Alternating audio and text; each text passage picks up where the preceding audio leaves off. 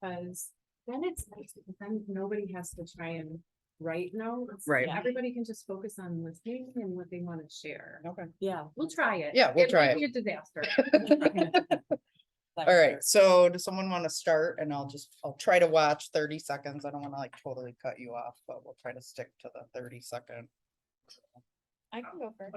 Okay, all right. Go ahead. So I noticed that like in both Liz's class and Todd's class, students like kind of supported each other. So like I saw in Liz's class, 2 students like clap and snap after one kid like explained something really well, in like the back group.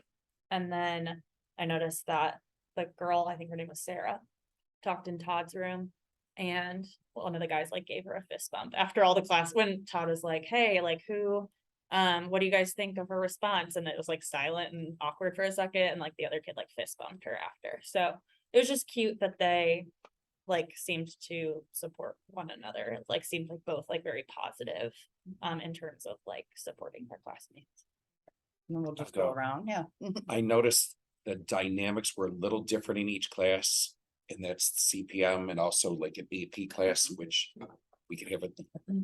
I've talked to both of you guys already about that, on a different note, but I liked in Liz's class that, because I teach that same class, the Algebra 2, I noticed that everyone seemed to be working pretty well in groups. I noticed one group, the group closest to the front, I felt like we're a little off task. They were talking about some other things. I noticed that, but for the most part, the groups worked pretty well. Where in Todd's class, even though things were different, where he was sort of leading more and then having them then work in groups, I noticed they at least bought into that, and you could tell they have a good rapport with him, and they seem to like, I noticed like when he rolled the dice, okay, group 2, like they must be used to like all that stuff. So Great. it seemed like good stuff from both classes. Yeah, so I noticed a lot of student talk, and I tried to capture some of them. So in Liz's room, I heard kids say things like, oh, I have an idea. And he took the computer from, his teammate. Then they were questioning each other, like, wait, that's not an inverse. I heard students say to each other, okay, what do you think? What should we change here? Those questions just, because I had a hard time with like, how do I know if kids are engaged or not, to be honest? But hearing that language helps me think of, okay, if they're posing that question, then there must be some level of engagement. So that was something that I noticed right away when we went to Liz's room. And then in Todd's room, I noticed all kids there were 21 kids there. All kids were facing Todd except for one. So like I saw all eyes on teacher when I scanned a couple of times. I just saw one student who wasn't. It doesn't mean there's not engagement, but I was just trying to look for what maybe would be my cues. I noticed that the physical arrangement of the classroom was conducive to collaboration. And sometimes that's something we don't think about. But if we're not seeing student collaboration and we're not considering physical arrangement, that's an easy thing to tweak, right? And then I applied the lens of the instructional practices because that's my jam. And in the time that we were in each classroom and from what we were able to observe, which is limited, I noticed that there was a difference in the number of connections I could make or identifications I could make with instructional practices in one classroom versus the other. Not a judgment, just a noticing. Okay, I would agree. I noticed that in both classes, students were invited to share and to discuss with one another. I also noticed that, particularly in Liz's class, students were encouraged to express their thinking in a multitude of ways. And so they were encouraged to graph it, to write about it, to pull out Desmos and graph it using the technology. And so they were encouraged to represent their thinking. Additionally, the thinking of students was leveraged not only by one another, but by Liz herself, which was a beautiful way to publicly acknowledge that the thinking was valuable, it was necessary, and it was contributing to advancing everyone's thinking within the classroom. So she was able to build off of the students. In Todd's class, there were similar opportunities for that. I also saw that he was intentional about table talk. So although he was providing this lecture style, he was still making sure that he was inviting them to share their thinking with one another. And then as a way of touching in, I didn't see the dice roll, but I did. know he called on, Yeah. but he called on Table two. Table or so- two. Yeah, from. so yeah. somebody, could share out. So that's another way to make sure that people are having that conversation, because you don't know if your table's gonna get called or not. Right. Yeah. I noticed that in both classes, kids felt super comfortable sharing and asking questions. So there's no, days of old with intimidation. There's none of that. It was amazing. I heard in Liz's class so much use of vocabulary, which means kids were engaged, whether or not it's today, but before, using words, domain, and they were using it so casually, and they knew what the domain was, that intercepts, inverse, functions, a lot of that. And the use of Liz's Socratic questioning, and just, they would ask her a question, but she wouldn't answer it. She would ask, she would pose another question. So I saw a lot of thinking going on in there. Yeah, I noticed that in Liz's room, it was a lot of, like you're talking about, the facilitation, like her just constantly like moving and facilitating, and not always going to the table that had their hand up, but making sure she was giving everyone kind of like that equal attention. And then I noticed in Todd's classroom, a use of humor for sure, and then some like real world connections that the kids could, felt like they were engaged because he picked topics that they like could relate to or care about. Right. So the 30 seconds is hard to stick to, I but know. it's like way off Because of I the know we gotta 30 seconds. travel at Yeah, 9:40. that's okay. All right, so let's do our wonderings, and then if we don't make it around to the connections, that was kind of an additional one. So any wonderings? Yeah, I was curious with the back table, I think it was table 6 in Todd's room, with that one student who was not really ever looking at Todd. I was wondering if they were engaged or not, because it is possible to just be like looking at your book and still listening. And then when he had them like turn and talk, I couldn't tell if like I was a little farther away, but I think like one student might have been talking like kind of quietly, but the other two just kind of like listened. So I couldn't tell if they were confused or they just expected Alex to talk for them, or how that worked. And I'm wondering about the dynamic there. I guess I wonder in the groups, like, did they pick their seats? Was it, is it based on like grades, how they're doing? Like, cause it seemed like, at least in Liz's class, I thought everyone seemed to be like working pretty well.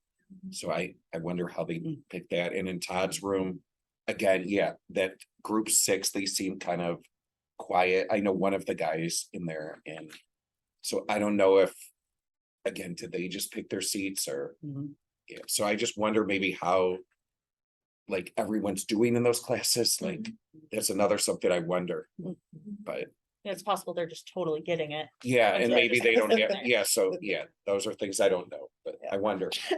Angie.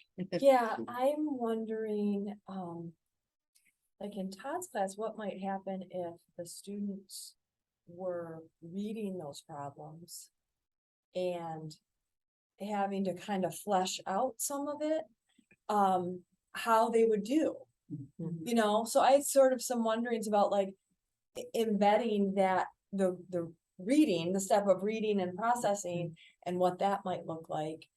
And then in Liz's class, I'm really wondering about how she has developed such strong group collaboration.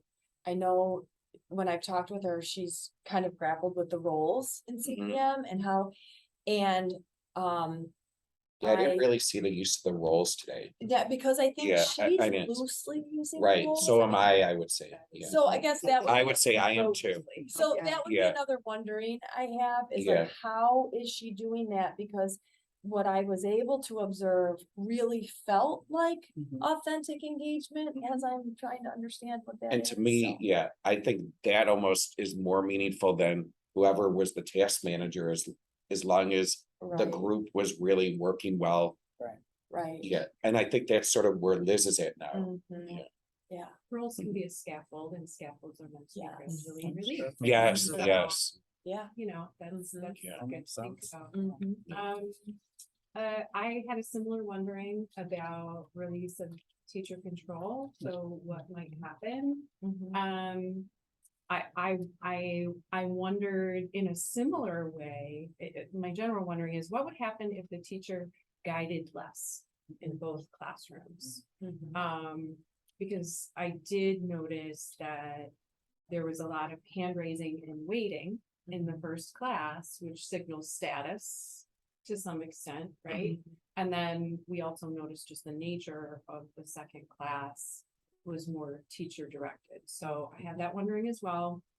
And then I also have the wondering about student self-identified status, specifically around females across the board and students of color. And I wonder that based on some things I noticed in those classes.